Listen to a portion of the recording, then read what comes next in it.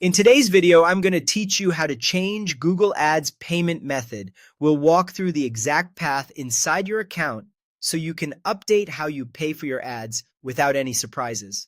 I'll also share a few quick tips along the way to help you avoid common hiccups. Begin by opening your preferred web browser and searching for Google Ads. In the results, click the official Google Ads site.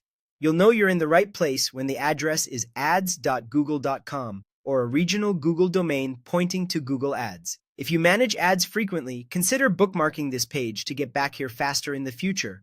On the Google Ads homepage, click Sign In. Use the Google account that owns or has access to the ad account you want to manage. If you see a prompt for two-step verification, complete it as usual. If you're signed into multiple Google accounts, use the profile icon in the top right to switch to the correct one before moving on. Once you're inside Google Ads, look to the left-hand side for the main navigation. Click Billing. If the menu is collapsed, click the three-line menu icon to expand it. If billing isn't visible, you might need the appropriate permissions or to select the correct account from the top account selector. Inside Billing, select Payment Methods from the left-hand menu. This page shows your current payment option, any backups you've added, and tools to update or replace them. Next, click Change next to your current payment option. This opens the update flow where you can modify details or choose a new way to pay.